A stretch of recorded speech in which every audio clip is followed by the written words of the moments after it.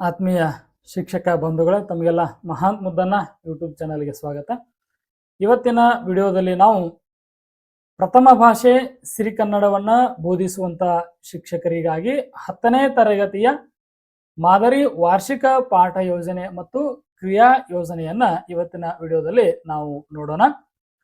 So ವಾರ್ಷಿಕ ಪಾಠ ಯೋಜನೆಗೆ ವಾರ್ಷಿಕ ಅಂದಾಜು ಪತ್ರಿಕೆ ಅಂತ ಕೂಡ ಕರೀತಾರೆ, ಹಾಗೆ ಆನ್ಯುವಲ್ ಲೆಸನ್ ಪ್ಲಾನ್ ಅಂತ ಕೂಡ ಇದಕ್ಕೆ ಕರೀತಾರೆ. ಸೊ ಇವತ್ತು ನಾವು 2026 ಮತ್ತು 27ನೇ ಸಾಲಿಗೆ ಬೇಕಾಗುವಂತ ವಾರ್ಷಿಕ ಪಾಠ ಯೋಜನೆಯನ್ನ ನೋಡೋಣ. ವಾರ್ಷಿಕ ಪಾಠ ಯೋಜನೆ ಅಂತಂದ್ರೆ 10ನೇ ತರಗತಿಯ ಪ್ರಥಮ ಭಾಷೆ ಸಿರಿಕನ್ನಡ ಪಾರ್ಟ್ 1 ಪಾರ್ಟ್ 2 ದಲ್ಲಿ ಇರುವಂತ ಎಲ್ಲಾ ಪಾಠಗಳನ್ನ ನಾವು ಯಾವ್ಯಾವ ತಿಂಗಳು ಬೋಧನೆಯನ್ನ ಮಾಡ್ತೀವಿ, ಯಾವ್ಯಾವ ತಿಂಗಳು ಕಂಪ್ಲೀಟ್ ಮಾಡ್ತೀವಿ ಅನ್ನುವಂತ ಒಂದು ಪ್ಲಾನ್ ಅನ್ನ ಏನ್ ಮಾಡ್ಕೊಳ್ತೀವಿ ನಾವು, ಅದಕ್ಕೆ ವಾರ್ಷಿಕ ಪಾಠ ಯೋಜನೆ ಅಂತ ಕರೀತಾರೆ. ಯಾವಾಗ ರೂಪಣಾತ್ಮಕ ಮೌಲ್ಯಮಾಪನವನ್ನ ಮಾಡ್ತೀವಿ, ಯಾವಾಗ ಅರ್ಧ ವಾರ್ಷಿಕವನ್ನ ಮಾಡ್ತೀವಿ, ಹೌದಾ, ಯಾವಾಗಿನಿಂದ ಪ್ರಿಪರೇಟರಿಗಳು ಸ್ಟಾರ್ಟ್ ಆಗ್ತಾವ, ಇಷ್ಟೆಲ್ಲ ಪ್ಲಾನಿಂಗ್ಸ್ ಗಳನ್ನ ಒಂದು ಪ್ರೀ ಪ್ಲಾನ್ ಏನ್ ಮಾಡ್ಕೊಳ್ತೀವಿ ನಾವು ಜೂನ್ದಿಂದ ಕ್ಲಾಸ್ ಸ್ಟಾರ್ಟ್ ಮಾಡೋದಕ್ಕಿಂತ ಮುಂಚೆ. ಇದಕ್ಕೆ ವಾರ್ಷಿಕ ಪಾಠ ಯೋಜನೆ ಅಥವಾ ಅಂದಾಜು ಪತ್ರಿಕೆ ಅಂತ ಕೂಡ ಕರೀತಾರೆ. ಇನ್ನೊಂದು, ಇವತ್ತಿನ ವಿಡಿಯೋದಲ್ಲಿ ನಾವು ಒಂದು ಕ್ರಿಯಾ ಯೋಜನೆಯನ್ನ ನೋಡೋಣ 10ನೇ ತರಗತಿಗಾಗಿ. ಏನು ಕ್ರಿಯಾ ಯೋಜನೆ, ಇದು ಯಾವುದಕ್ಕೆ ಉಪಯೋಗ ಆಗ್ತದ ಅಂತಂದ್ರೆ SSLCಯ ರಿಸಲ್ಟ್ ಅನ್ನ ಇಂಪ್ರೂವ್ ಮಾಡುವಂತಹ ಕ್ರಮಗಳು ಈ ಕ್ರಿಯಾ ಯೋಜನೆಯಲ್ಲಿ ಇರ್ತಾವ. ಇದಕ್ಕೆ ಆಕ್ಷನ್ ಪ್ಲಾನ್ ಅಂತ ಕೂಡ ಕರೀತಾರೆ. ಸೊ ಯಾರೇ ಭೇಟಿಯನ್ನ ಕೊಟ್ಟಾಗ ನೀವು SSLC ರಿಸಲ್ಟ್ ಅನ್ನ ಇಂಪ್ರೂವ್ ಮಾಡ್ಲಿಕ್ಕೆ ಯಾವ ಕ್ರಿಯಾ ಯೋಜನೆಯನ್ನ ಹಾಕೊಂಡಿದ್ದೀರಿ ತೋರಿಸ್ರಿ ಅಂತ ಹೇಳಿದಾಗ ನಮ್ಮ ಹತ್ರ ಏನಿರ್ಬೇಕು ಅಂದ್ರೆ ಒಂದು ಕ್ರಿಯಾ ಯೋಜನೆ ಇರಬೇಕು, ಆಕ್ಷನ್ ಪ್ಲಾನ್ ಇರಬೇಕು. ರಿಸಲ್ಟ್ ಇಂಪ್ರೂವ್ ಮಾಡ್ಲಿಕ್ಕೆ ನಾವ್ ಏನೇನ್ ಕ್ರಮ ತಗೊಳ್ತೀವಿ, ಏನೇನ್ ಪ್ರಯತ್ನ ಮಾಡ್ತೀವಿ, ಏನೇನ್ ಯೋಜನೆ ಹಾಕೊಳ್ತೀವಿ ಅನ್ನೋದಕ್ಕಾಗಿ. ಓಕೆ, ಹಾಗಾದ್ರೆ ನಾವ್ ಈಗೇನ್ ಮಾಡೋಣ, ಮೊದಲಿಗೆ 10ನೇ ತರಗತಿಯ ಪ್ರಥಮ ಭಾಷೆ ಸಿರಿ ಕನ್ನಡದ ವಾರ್ಷಿಕ ಪಾಠ ಯೋಜನೆಯನ್ನ ನೋಡೋಣ. ನೀವಿಲ್ಲಿ ನೋಡ್ತಾ ಇದ್ದೀರಾ, ಇದು 2026-27ನೇ ಸಾಲಿಗೆ ಸಂಬಂಧಪಟ್ಟ ಹಾಗೆ 10ನೇ ತರಗತಿಯ ಪ್ರಥಮ ಭಾಷೆ ಕನ್ನಡದ ವಾರ್ಷಿಕ ಪಾಠ ಹಂಚಿಕೆ. ಇದು ಒಂದು ಮಾದರಿ ಮಾತ್ರ, ಹೌದಾ. ಒಂದು ಮಾದರಿಯನ್ನ ನಾನು ಕೊಡ್ತಾ ಇದ್ದೀನಿ, ನಿಮಗೆ ಯಾಸ್ ಇಟ್ ಈಸ್ ಇದೇ ಬೇಕು ಅಂದ್ರ ನೀವು ಇದನ್ನ ಯೂಸ್ ಮಾಡ್ಕೊಳ್ಬಹುದು, ಸರಿನಾ. ನಾನು ಇದನ್ನ ಡೌನ್ಲೋಡ್ ಮಾಡ್ಕೊಳ್ಳಿಕ್ಕೆ ಲಿಂಕ್ ಮಹಾಂತ್ ಮುದ್ದನ್ನ ಬ್ಲಾಗ್ ಸ್ಪಾಟ್ ನಲ್ಲಿ ಟೀಚರ್ಸ್ ಡಾಕ್ಯುಮೆಂಟ್ ಅನ್ನುವಂತ ಒಂದು ಫೋಲ್ಡರ್ ಕೆಳಗಡೆ ಇದು ಇರ್ತದೆ. ನೀವು ಅಲ್ಲಿ ಏನ್ ಮಾಡ್ಕೋಬಹುದು, ಆ ಲಿಂಕ್ ಮೇಲೆ ಕ್ಲಿಕ್ ಮಾಡಿ ಡೈರೆಕ್ಟ್ ಡೌನ್ಲೋಡ್ ಮಾಡ್ಕೊಳ್ಬಹುದು. ಇಲ್ಲ ಇದ್ರ ಬೇಸ್ ಮೇಲೆ ನೀವೇ ಒಂದು ಹೊಸ ನಿಮ್ ಸ್ಕೂಲಿಗೆ ಅನ್ವಯ ಆಗುವ ಹಾಗೆ, ನಿಮಗೆ ಅನುಕೂಲ ಆಗುವ ಹಾಗೆ ನೀವೇ ಒಂದು ಪ್ರಿಪೇರ್ ಮಾಡ್ಕೊಳ್ತೀರಿ ಅಂದ್ರೆ ಹಾಗೆ ಕೂಡ ಮಾಡ್ಕೊಳ್ಬಹುದು. ಓಕೆನಾ. ಆರಂಭದಲ್ಲೇ ಹೇಳ್ತಾ ಇದ್ದೇನೆ, ಇದು ಒಂದು ಮಾದರಿ ಮಾತ್ರ. ಕ್ರಮ ಸಂಖ್ಯೆ ಇರ್ತದ, ತಿಂಗಳಿರ್ತದ, ಘಟಕಗಳು ಇರ್ತದ, ಲಭ್ಯವಾಗುವ ಅವಧಿ ಇರ್ತದ, ಮೌಲ್ಯಮಾಪನ ಇರ್ತದ. ಲಭ್ಯವಾಗುವ ಅವಧಿ ಅಂದ್ರೆ ಆ ತಿಂಗಳಲ್ಲಿ ಒಟ್ಟಾರೆಯಾಗಿ ಲಭ್ಯವಾಗುವ ಅವಧಿಗಳು. ಈ ಲಭ್ಯವಾಗುವ ಅವಧಿಗಳನ್ನ ನೀವೇನ್ ಮಾಡ್ಕೊಳ್ಬೇಕು, ಆ ತಿಂಗಳಿನಲ್ಲಿ ಹಾಕಿಕೊಂಡಿರುವಂತಹ ಆ ಪಾಠಗಳಿಗೆ ನೀವು ಡಿವೈಡ್ ಮಾಡ್ಕೊಡ್ರಿ. ನಿಮ್ಮ ಅನುಕೂಲಕ್ಕೆ ತಕ್ಕ ಹಾಗೆ ನೀವು ಡಿವೈಡ್ ಮಾಡ್ಕೊಡ್ರಿ. ಯಾವ್ದು ಒಂದು ಪಾಠಕ್ಕೆ 4 ಅವಧಿ ಬೇಕಾಗ್ತದೆ, ಒಂದು ಪಾಠಕ್ಕೆ 6 ಅವಧಿ ಬೇಕಾಗ್ತದೆ, ಇನ್ನೊಂದು ಪಾಠಕ್ಕೆ 7 ಅವಧಿ ಬೇಕಾಗ್ಬೋದು. ಸೊ ನಿಮ್ಮ ಟೀಚಿಂಗ್ ಟೆಕ್ನಿಕ್ ಏನು ಬೋಧನಾ ಪದ್ಧತಿ ಇದೆ ಅದರ ಆಧಾರದ ಮೇಲೆ ನೀವು ಅದನ್ನ ಡಿವೈಡ್ ಮಾಡ್ಕೊಡ್ರಿ. ಸರಿ, ಹಾಗಾದ್ರೆ ಮೊದಲನೇದು ಜೂನ್ ತಿಂಗಳಿನಲ್ಲಿ ನೋಡ್ರಿ, ಜೂನ್ 2026ರಲ್ಲಿ ನಾವು ಸೇತು ಬಂಧದಿಂದ ನಮ್ಮ ಶೈಕ್ಷಣಿಕ ವರ್ಷವನ್ನ ಪ್ರಾರಂಭ ಮಾಡ್ತೀವಿ. ಈ ಸೇತು ಬಂಧಕ್ಕೆ ಸಂಬಂಧಪಟ್ಟ ಹಾಗೆ ಮತ್ತೆ ನಾನು ನೆಕ್ಸ್ಟ್ ವಿಡಿಯೋವನ್ನ ಮಾಡ್ತೀನಿ ಇನ್ 2 ದಿವಸದಲ್ಲಿ. ಸರಿ, ಹಾಗಾದ್ರೆ ಜೂನ್ ನಲ್ಲಿ ಸೇತು ಬಂಧವನ್ನ ಮಾಡ್ಕೊಳ್ತೀವಿ.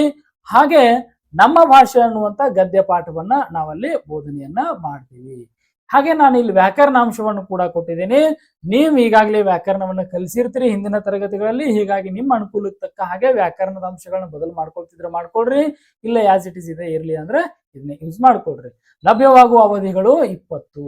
ಇಲ್ಲಿ ಮೌಲ್ಯಮಾಪನ ಏನ್ ಮಾಡ್ತೀವಪ್ಪ, ಸೇತು ಬಂಧ ಮೌಲ್ಯಮಾಪನವನ್ನ ನಾವು ಮಾಡ್ತೀವಿ. ಸೇತು ಬಂಧ ಪರೀಕ್ಷೆಯನ್ನ ತಗೊಳ್ತೀವಿ, ಅದರ ಅನಾಲಿಸಿಸ್ ಅನ್ನ ನಾವು ಮಾಡ್ತೀವಿ. ಓಕೆನಾ. ಇನ್ನ ಜುಲೈದಲ್ಲಿ ನೋಡ್ರಿ, ಸಂಕಲ್ಪ ಗೀತೆ, ವ್ಯಾಘ್ರ ಗೀತೆ, ಹಕ್ಕಿ ಹಾರುತ್ತಿದೆ ನೋಡಿದೀರಾ ಅನ್ನುವಂತ 3 ಪಾಠಗಳನ್ನು ನಾವು ಮುಗಿಸಿಕೊಳ್ತೀವಿ, ಹೌದಾ. ಒಂದು ಪೂರಕ ಪಾಠ ವಸಂತ ಮುಖ ತೋರಲಿಲ್ಲ ಅನ್ನೋದನ್ನು ನೋಡ್ತೀವಿ. ಒಟ್ಟಾರೆ ಅವಧಿಗಳು 21. ಸಾಮಾನ್ಯವಾಗಿ ಜುಲೈ ತಿಂಗಳ ಕೊನೆಯಲ್ಲಿ ಏನ್ ಮಾಡ್ತಾರಪ್ಪ ಅಂದ್ರೆ ರೂಪಣಾತ್ಮಕ ಮೌಲ್ಯಮಾಪನವನ್ನ ಮಾಡ್ತಾರ. ಸೊ ಫೈನಲ್ ಆಗಿದು ನಿಮ್ ಸ್ಕೂಲ್ ಮ್ಯಾನೇಜ್ಮೆಂಟ್ ಮೇಲೆ ಡಿಪೆಂಡ್ ಆಗಿರ್ತದ. ನೀವು ನಿಮ್ ಸ್ಕೂಲ್ ನಲ್ಲಿ ಯಾವ ಟೈಮ್ ಟೇಬಲ್ ಮಾಡ್ಕೊಳ್ತೀರಿ ಅವಾಗ ಈ ಎಕ್ಸಾಮ್ ನಡೀತದ. ಬಟ್ ನಮ್ಮ ಅಂದಾಜು ಪತ್ರಿಕೆಯಲ್ಲಿ ಜುಲೈ ತಿಂಗಳ ಕೊನೆಯ ವಾರ ಅಂತ ನಾವು ಅದನ್ನ ಇಟ್ಕೊಳ್ಬೇಕು. ಆಗಸ್ಟ್ ನಲ್ಲಿ ನೋಡ್ರಿ, ಭಾಗ್ಯಶಿಲ್ಪಿಗಳು ನಾಲ್ವಡಿ ಕೃಷ್ಣರಾಜ ಒಡೆಯರು ಸರ್ ಎಂ ವಿಶ್ವೇಶ್ವರಯ್ಯ ಅವರ ಕುರಿತಾಗಿರುವಂತ ಪಾಠ. ಕೌರವೇಂದ್ರನ ಕೊಂದೆ ನೀನು. ಇನ್ನೊಂದು ಗದ್ಯ ಎದೆಗೆ ಬಿದ್ದ ಅಕ್ಷರ. ಪೂರಕ ಪಾಠ ಭಗತ್ ಸಿಂಗ್. ಹೌದಾ, ಒಟ್ಟಾರೆ ಅವಧಿಗಳು 21. ಆಗಸ್ಟ್ ತಿಂಗಳ ಕೊನೆಯಲ್ಲಿ ರೂಪಣಾತ್ಮಕ ಮೌಲ್ಯಮಾಪನ 2 ಇರ್ತದೆ. FA2 ಎಕ್ಸಾಮ್ಸ್ ಇರ್ತದೆ. ಸೆಪ್ಟೆಂಬರ್ ನೋಡ್ರಿ ಚಲಮಣೆ ಮೆರೆವೆಂ, ಯುದ್ಧ, ಹಸುರು ಇರ್ತದ. ಒಟ್ಟು ಅವಧಿಗಳು 20 ಇರ್ತದ. ಆತ್ಮೀಯ ಶಿಕ್ಷಕ ಬಂಧುಗಳೇ, ತಮಗೆ ಗೊತ್ತಿರುವ ಹಾಗೆ ನಾವು ಜನವರಿ ಒಳಗಾಗಿ ಸಿಲೆಬಸ್ ಅನ್ನ ಮುಗಿಸ್ಬೇಕಾಗ್ತದೆ. ಹೌದಾ, ಲಾಸ್ಟಿಗೆ ಬಂದಾಗ ಡಿಸೆಂಬರ್ ಒಳಗಡೆನೂ ನಾವು ಸಿಲೆಬಸ್ ಅನ್ನ ಮುಗಿಸ್ಬೇಕಾಗ್ತದೆ. ಆದ್ರೆ ನಮ್ಮ ಅಂದಾಜು ಪತ್ರಿಕೆ ಜನವರಿ ಮಟ್ಟ ನಾವು ಲೆಸನ್ ಪ್ಲಾನ್ ಗಳನ್ನ ಮಾಡ್ಕೊಂಡಿರ್ತೀವಿ. ಸೊ ಇನ್ ಬಿಟ್ವೀನ್ ನಮಗೆ ಸಿಗುವಂತ ಅವಧಿಗಳ ಆಧಾರದ ಮೇಲೆ, ಎಕ್ಸ್ಟ್ರಾ ಕ್ಲಾಸ್ಗಳನ್ನ ತಗೋದ್ರ ಆಧಾರದ ಮೇಲೆ ನಾವು ಡಿಸೆಂಬರ್ ಒಳಗೆ ಕೂಡ ಸಿಲೆಬಸ್ ಅನ್ನು ಮುಗಿಸ್ಬೋದು. ಬಟ್ ನಮ್ಮ ಪ್ಲಾನಿಂಗ್ ಮಾತ್ರ ಜನವರಿವರೆಗೆ ಇರ್ತದೆ. ಇನ್ ನೆಕ್ಸ್ಟ್ ನೋಡ್ರಿ, ಅಕ್ಟೋಬರ್ ನಲ್ಲಿ ರಿವಿಷನ್ ಮಾಡ್ತೀವಿ, ಪುನರಾವರ್ತನೆಯನ್ನ ಮಾಡ್ತೀವಿ. ಪೂರಕ ಪಾಠ ಉದಾತ್ತ ಚಿಂತನೆಗಳು ಅನ್ನುವುದನ್ನು ಮಾಡ್ತೀವಿ. ವ್ಯಾಕರಣಾಂಶವನ್ನು ನೋಡ್ತೀವಿ. ಅವಧಿಗಳು ಒಟ್ಟು 13 ಇರ್ತವೆ, ಯಾಕಂದ್ರೆ ಅಕ್ಟೋಬರ್ ನಲ್ಲಿ ರಜೆ ಕೂಡ ಇರ್ತದೆ. ಇನ್ ನವೆಂಬರ್ 2026 ನೋಡ್ರಿ, ಶಬರಿ ಹಲಗಲಿ ಬೇಡರು ವಚನಗಳು ಅನ್ನುವಂತ ಪಾಠವನ್ನ ಮುಗಿಸ್ತೀವಿ. ಪೂರಕ ಪಾಠ ಅದು, ವಚನಗಳು. ಒಟ್ಟು ಅವಧಿಗಳು 20 ಇರ್ತವೆ. ಇಲ್ಲಿ ರೂಪಣಾತ್ಮಕ ಮೌಲ್ಯಮಾಪನ 3 ಅಂದ್ರೆ FA3 ಅಂತ ನವೆಂಬರ್ ನ ಕೊನೆಯಲ್ಲಿ. ಡಿಸೆಂಬರ್ ಅದೊಳಗೆ ನೋಡ್ರಿ, ಗದ್ಯ 7ನೇದು ಲಂಡನ್ ನಗರ, ವೀರಲವ, ಅಗ್ನಿಭೂತಿ ಅನ್ನುವಂತ ಅಗ್ನಿಭೂತಿ ಮತ್ತು ವಾಯುಭೂತಿಯರ ಕಥೆ, ಈ ಪಾಠಗಳನ್ನ ಮುಗಿಸ್ತೇವೆ. ಪೂರಕ ಪಾಠ ನಾನು ಪ್ರಾಸ ಬಿಟ್ಟ ಕಥೆಯನ್ನ ಮುಗಿಸ್ತೀವಿ. ಒಟ್ಟು ಅವಧಿಗಳು 21. ಇನ್ನ ಜನವರಿ 2027 ಹೋಗ್ತೀವಿ. ಕೆಮ್ಮಣೆ ಮೀಸೆ ಒತ್ತನೆ ಅನ್ನುವಂತ ಕೊನೆಯ ಪಾಠ. ಪೂರಕ ಪಾಠ ಶುಕಣಾಸನ ಉಪದೇಶ ಅನ್ನುವಂಥದ್ದು ನಾವಲ್ಲಿ ಮಾಡ್ತೀವಿ. ಒಟ್ಟು ಅವಧಿಗಳು 21. ಇಲ್ಲಿ ರೂಪಣಾತ್ಮಕ ಮೌಲ್ಯಮಾಪನವನ್ನ ನೀವು ಜನವರಿ ಆರಂಭದೊಳಗಾದ್ರೂ ಮಾಡ್ಕೊಳ್ಬಹುದು ಅಥವಾ ಡಿಸೆಂಬರ್ನ ಕೊನೆಯಲ್ಲಿ ಆದ್ರೂ ಮಾಡ್ಕೊಳ್ಬಹುದು. ನಿಮ್ಮ ಶಾಲೆಯ ಅನುಕೂಲಕ್ಕೆ ತಕ್ಕ ಹಾಗೆ ನೀವು ಅದನ್ನೇನ್ ಮಾಡ್ಕೊಡ್ರಿ, ಅಲ್ಲಿ ಬದಲಾವಣೆಯನ್ನ ಮಾಡ್ಕೊಳ್ರಿ. ಸರಿನಾ? ಫೆಬ್ರವರಿಯಲ್ಲಿ ನಾವು ರಿವಿಷನ್ ಅನ್ನ ಮಾಡ್ತೀವಿ. ಪೂರ್ವ ಸಿದ್ಧತಾ ಪರೀಕ್ಷೆಗಳನ್ನ ನಡೆಸ್ತೀವಿ. ಆಕ್ಚುಲಿ ಜನವರಿ 15-20 ನಂತರ ಪೂರ್ವ ಸಿದ್ಧತಾ ಪರೀಕ್ಷೆಗಳು ಪ್ರಾರಂಭ ಆಗ್ತಾವ. ಹೀಗಾಗಿ ರಿವಿಷನ್ ಮತ್ತು ಪೂರ್ವ ಸಿದ್ಧತಾ ಪರೀಕ್ಷೆಯ ಮೌಲ್ಯಮಾಪನ, ವಿಶ್ಲೇಷಣೆ, ಮಕ್ಕಳಿಗೆ ಮಾಹಿತಿಯನ್ನ ಕೊಡುವಂತದ್ದೇ ಫೆಬ್ರವರಿಯಲ್ಲಿ ನಡೀತಿರ್ತದ. ಇನ್ನು ಮಾರ್ಚ್ ಅಂತಂದ್ರೆ ಮತ್ತೆ ನಾವು ರಿವಿಷನ್ ಮಾಡ್ತೀವಿ, ಹಾಗೆ ವಾರ್ಷಿಕ ಪರೀಕ್ಷೆಯನ್ನ ಮಾಡ್ತೀವಿ. ಸರಿನಾ? ಆತ್ಮೀಯ ಶಿಕ್ಷಕ ಬಂಧುಗಳೇ, ಕೊನೆಯಲ್ಲಿ ಶಿಕ್ಷಕರ ಹೆಸರು, ವಿಷಯ ಶಿಕ್ಷಕರ ಹೆಸರು ಅಂತೇಳಿ ಇಲ್ಲಿ ಕೆಳಗಡೆ ಏನ್ ಕರ್ಸರ್ ಕಾಣ್ತಾ ಇದೆ, ಇಲ್ಲಿ ನೀವು ಕೆಳಗಡೆ ವಿಷಯ ಶಿಕ್ಷಕರ ಸಹಿ, ಈ ಕಡೆ ಮುಖ್ಯ ಶಿಕ್ಷಕರ ಸಹಿ ಅನ್ನುವಂಥದ್ದನ್ನೊಂದನ್ನು ನೀವು ಸೇರಿಸಿಕೊಳ್ಳ್ರಿ. ಇಷ್ಟು ಇದು 10ನೇ ತರಗತಿಯ ಪ್ರಥಮ ಭಾಷೆ ಸಿರಿಕನ್ನಡದ ವಾರ್ಷಿಕ ಅಂದಾಜು ಪತ್ರಿಕೆ. ಹಾಗಾದ್ರೆ ನಾವಿನ್ನೇನ್ ಮಾಡೋಣ ಅಂತಂದ್ರೆ ಒಂದು ಕ್ರಿಯಾ ಯೋಜನೆಯನ್ನ ಮಾಡೋಣ. ಇದು ನಾನು ತಯಾರು ಮಾಡಿರುವಂತ ಒಂದು ಕ್ರಿಯಾ ಯೋಜನೆ. ಇಲ್ಲಿರುವಂತಹ ಒಂದು ಯೋಜನೆಗಳನ್ನೇ ನೀವು ಯೂಸ್ ಮಾಡ್ಕೊಳ್ಬಹುದು, ಅಥವಾ ಇನ್ನೂ ಇದಕ್ಕಿಂತ ಇನೋವೇಟಿವ್ ಐಡಿಯಾಸ್ ಯೋಜನೆಗಳು ನಿಮ್ಮ ಹತ್ರ ಇದ್ರೆ ಅದನ್ನು ಕೂಡ ಇದಕ್ಕೆ ನೀವು ಆಡ್ ಮಾಡ್ಕೊಂಡ ನಿಮ್ಮದೇ ಆಗಿರುವಂತ ಒಂದು ಕ್ರಿಯಾ ಯೋಜನೆಯನ್ನ 2026-27ನೇ ಸಾಲಿಗೆ ತಯಾರು ಮಾಡ್ಕೊಳ್ಬಹುದು. ಸರಿ, ಹಾಗಾದ್ರೆ 10ನೇ ತರಗತಿ ಕನ್ನಡ ಭಾಷೆ ಫಲಿತಾಂಶವನ್ನ ಉತ್ತಮೀಕರಿಸಲು ಇರುವಂತ ಕ್ರಿಯಾ ಯೋಜನೆ 2026-27. ಮೊದಲನೇದಾಗಿ ಫಲಿತಾಂಶ ವಿಶ್ಲೇಷಣೆಯನ್ನ ಮಾಡ್ತೀವಿ. ಅಂಕವಾರು, ಗ್ರೇಡ್ ವಾರು ಫಲಿತಾಂಶವನ್ನ ವಿಶ್ಲೇಷಣೆ ಮಾಡ್ತೀವಿ. ಹಿಂದೆ 2025-26ನೇ ಸಾಲಿನ ಒಂದು ಫಲಿತಾಂಶವನ್ನ. ಯಾಕಂದ್ರೆ ನಮ್ಮ ರಿಸಲ್ಟ್ ಅನಾಲಿಸಿಸ್ ಮೇಲೆ ನಾವು ಮುಂದಿನ ವರ್ಷ ಏನ್ ಯೋಜನೆಯನ್ನ ಹಾಕೊಳ್ಬೇಕು, ಆ ವಿದ್ಯಾರ್ಥಿಗಳಿಗೆ ಯಾವ ರೀತಿ ಮಾರ್ಗದರ್ಶನ ಮಾಡಬೇಕು ಅನ್ನುವಂತ ಒಂದು ಐಡಿಯಾಸ್, ವಿಚಾರಗಳು ಬರ್ತವೆ. ಹಾಗಾದ್ರೆ ನೋಡ್ರಿ, ಇನ್ನು 100ಕ್ಕೆ 100 ಅಂಕ ಪಡೆಯಲು ಪ್ರೇರೇಪಣೆಯನ್ನ ಮಾಡುವಂಥದ್ದು. ಪ್ರಥಮ ಭಾಷೆ ಸಿರಿಕನ್ನಡಕ್ಕೆ 100 ಅಂಕಗಳು ರಿಟರ್ನ್ ಇರ್ತದ, ಬರವಣಿಗೆ ಇರ್ತದ, 25 ಆಂತರಿಕ ಅಂಕಗಳು ಇರ್ತವೆ. ಹಾಗಾದ್ರೆ 2025-26ರ ಪರೀಕ್ಷೆಯಲ್ಲಿ ಹೌದಾ, ನಮ್ಮ ವಿದ್ಯಾರ್ಥಿಗಳು ಎಷ್ಟಪ್ಪ ಅಂದ್ರೆ 22 ವಿದ್ಯಾರ್ಥಿಗಳು 100ಕ್ಕೆ 100 ಮಾಡಿದ್ರು. ಸೊ ಇದನ್ನ ನಾವೇನ್ ಮಾಡ್ಬೋದು ಅಂದ್ರೆ ವಿಶ್ಲೇಷಣೆ ಮಾಡಿ ಇದನ್ನೇ ವಿದ್ಯಾರ್ಥಿಗಳಿಗೆ ಹೇಳ್ತಾ, ಸೊ ನಿಮ್ಮ ಬ್ಯಾಚ್ ನವರು ಕೂಡ ಇದಕ್ಕಿಂತ ಹೆಚ್ಚಿಗೆ 100ಕ್ಕೆ 100 ಮಾಡಬೇಕು ಅಂತ ಅವರಿಗೆ ಆರಂಭದಿಂದ ನಾವೇನ್ ಮಾಡೋದು, ಮೋಟಿವೇಶನ್ ಅನ್ನ ಮಾಡ್ತಾ ವರ್ಷ ಪೂರ್ತಿ ಮೋಟಿವೇಶನ್ ಅನ್ನ ಮಾಡ್ತಾ ಹೋಗುದು. ಮುಂದಿನ 2026-27ನೇ ಸಾಲಿನಲ್ಲಿ ಈ ಒಂದು ರೆಕಾರ್ಡ್ ಅನ್ನ ಬ್ರೇಕ್ ಮಾಡುವ ರೀತಿಯಲ್ಲಿ ಅವರಿಗೆ ನಾವು ಪ್ರೇರೇಪಣೆಯನ್ನ ಮಾಡುವಂಥದ್ದು. ನಂತರ ನೋಡ್ರಿ, ಇವತ್ತು ಇದು ಯೂಟ್ಯೂಬ್ ದುನಿಯಾ ಅದೇ, ಎಲ್ಲವೂ ಸಹಿತ ಯೂಟ್ಯೂಬ್ ನಲ್ಲಿ ಸಿಗ್ತದೆ. ಸೊ ಮಕ್ಕಳು ಖಾಲಿ ಇದ್ದಾಗ ಏನ್ ಮಾಡೋದಪ್ಪ ಅಂದ್ರೆ ಅವರಿಗೆ ಯೂಟ್ಯೂಬ್ ನ ವಿಡಿಯೋಗಳನ್ನ, ಸಿದ್ಧ ಮಾದರಿ ವಿಡಿಯೋಗಳನ್ನ, ಅಂದ್ರೆ ಮಾಡೆಲ್ ಆನ್ಸರ್ ರೈಟಿಂಗ್ ಇರ್ಬೋದು ಅಥವಾ ಆ ಬ್ಲೂ ಪ್ರಿಂಟ್ ಇರ್ಬೋದು ಅಥವಾ ಕ್ವಶನ್ ಆನ್ಸರ್ಸ್ ವಿಡಿಯೋಗಳನ್ನ ಅವ್ರ SSLC ವಾರ್ಷಿಕ ಪರೀಕ್ಷೆಯನ್ನ ಗಮನದೊಳಗೆ ಇಟ್ಟುಕೊಂಡ ಅವ್ರಿಗೆ ನಾವೇನ್ ಮಾಡೋದು ಯೂಟ್ಯೂಬ್ ವಿಡಿಯೋಗಳನ್ನ ಒದಗಿಸ್ತಾ ಹೋಗೋದು. ಸೊ ಮಹಾಂತ್ ಮುದ್ದನ ಯೂಟ್ಯೂಬ್ ಚಾನೆಲ್ ನಲ್ಲಿ SSLC ವಿದ್ಯಾರ್ಥಿಗಳ ಪರೀಕ್ಷೆಗೆ ಅನುಕೂಲವಾಗುವ ರೀತಿಯಲ್ಲಿ ಬ್ಲೂ ಪ್ರಿಂಟ್ ಆಧಾರಿತವಾಗಿ ಅವರಿಗೆ ನಾನು ವಿಡಿಯೋಗಳನ್ನ ಕೊಡ್ತಾ ಇರ್ತೇನೆ. ಅದರ ಜೊತೆಗೆ ಪತ್ರ, ಪ್ರಬಂಧ, ಗಾದೆ, ಹೌದಾ, ಬೇರೆ ಬೇರೆ ವಿಷಯಗಳ ಮೇಲೆ ವಿಡಿಯೋಗಳನ್ನ ಕೂಡ ಪ್ರೊವೈಡ್ ಮಾಡ್ತಾ ಇರ್ತೇನೆ. ಅದಕ್ಕೋಸ್ಕರ ನೀವು ಈ ವಿಡಿಯೋದ ಕೆಳಗಡೆ ಇರುವಂತಹ ಡಿಸ್ಕ್ರಿಪ್ಷನ್ ಅಲ್ಲಿ ಇರುವಂತಹ ವಾಟ್ಸಪ್ ಚಾನಲ್ಗೆ ನೀವು ಜಾಯಿನ್ ಆದ್ರೆ ನಾನ್ ಮಾಡುವಂತಹ ವಿಡಿಯೋಗಳನ್ನ ನಿಮಗಲ್ಲಿ ಶೇರ್ ಮಾಡ್ತಾ ಇರ್ತೇನೆ. ನೀವು ಕೂಡ ಅವುಗಳನ್ನ ನಿಮ್ಮ ವಿದ್ಯಾರ್ಥಿಗಳಿಗೆ ಶೇರ್ ಮಾಡಿ ಅವರು ರಜೆಯಲ್ಲಿ ಇದ್ದಾಗ, ಹೌದಾ, ಆ ಸಮಯದೊಳಗೆ ನೀವು ಅವರಿಗೆ ವಿಡಿಯೋಗಳನ್ನ ಕಳಿಸುವುದರಿಂದ ಅವರು ರಜೆ ಒಳಗೂ ಸಹಿತ ಮನೆ ಒಳಗಡೆ ಅಧ್ಯಯನದಲ್ಲಿ ತೊಡಗುವ ರೀತಿಯಲ್ಲಿ ಮಾಡಬಹುದು. ಯಾಕಂದ್ರೆ ಈ ಬಾರಿ ಅತಿ ಹೆಚ್ಚು ವಿದ್ಯಾರ್ಥಿಗಳು ಫೇಲ್ ಆಗಿರುವುದು ಯಾವ ವಿಷಯದಲ್ಲಿ ಅಂದ್ರೆ ಅದು ಕನ್ನಡ ಭಾಷೆಯಲ್ಲಿ. ಹೀಗಾಗಿ ಕನ್ನಡ ಭಾಷಾ ಶಿಕ್ಷಕರು ನಿರಂತರವಾಗಿ ವಿದ್ಯಾರ್ಥಿಗಳನ್ನ ಅಧ್ಯಯನದಲ್ಲಿ ತೊಡಗಿಸುವುದು ಅತ್ಯಂತ ಅವಶ್ಯವಾಗಿದೆ.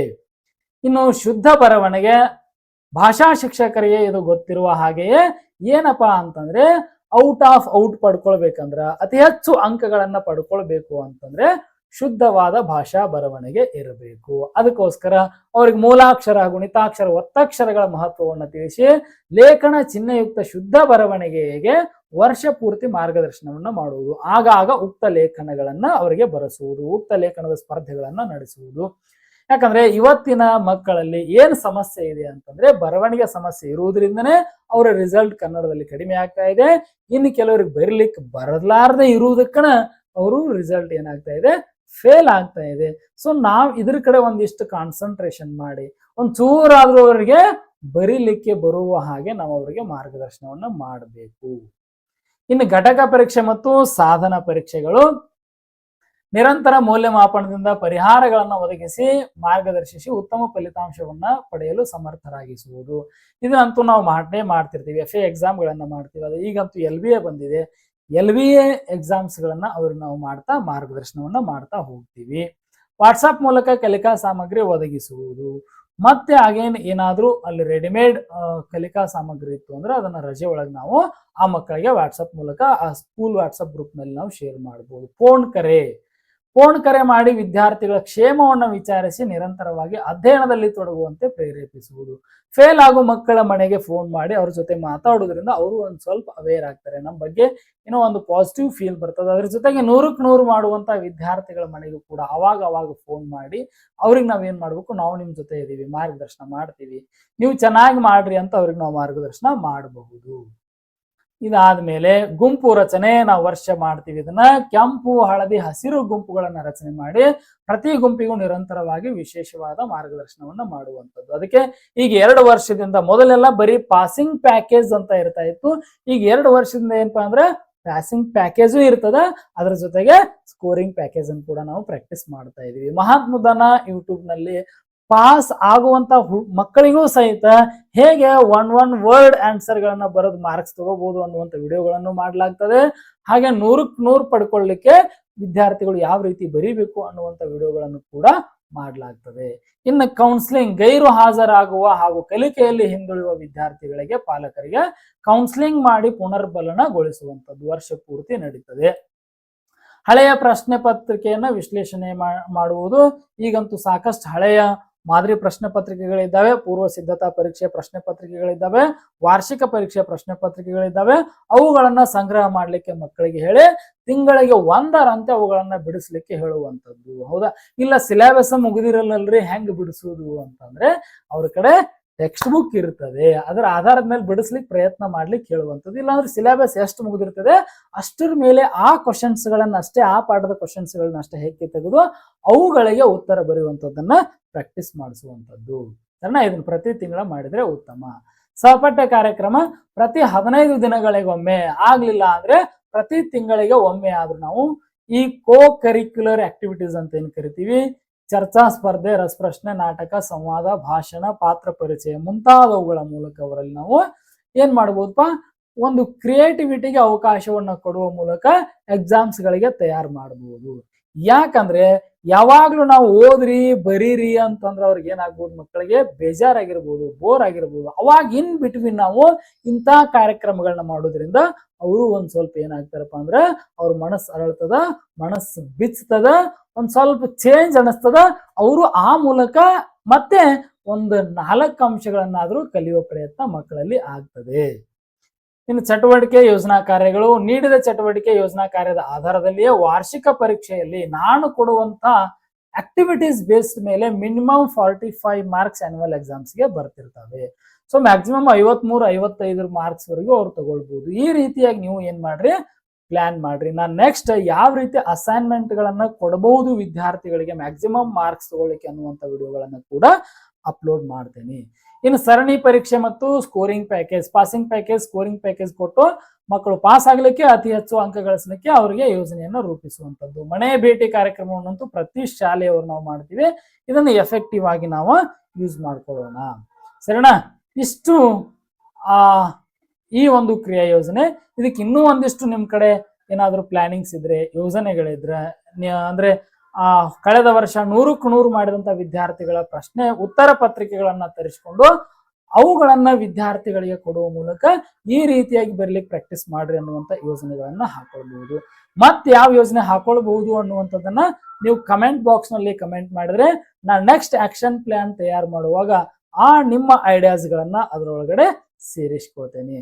ಓಕೆ, ಆತ್ಮೀಯ ಶಿಕ್ಷಕ ಬಂಧುಗಳೇ, ಈ ಒಂದು ವಿಡಿಯೋ ನಿಮಗ ಯೂಸ್ಫುಲ್ ಆಗಿದೆ ಅಂತ ಅನ್ಕೊಳ್ತೇನೆ. ಯೂಸ್ಫುಲ್ ಆಗಿದ್ರೆ ದಯವಿಟ್ಟು ವಿಡಿಯೋನ ಲೈಕ್ ಮಾಡ್ರಿ. ಇನ್ನೂ ಚಾನಲ್ ಅನ್ನ ಸಬ್ಸ್ಕ್ರೈಬ್ ಮಾಡ್ಕೊಂಡಿಲ್ಲ ಅಂದ್ರೆ ಸಬ್ಸ್ಕ್ರೈಬ್ ಮಾಡ್ಕೊಡ್ರಿ.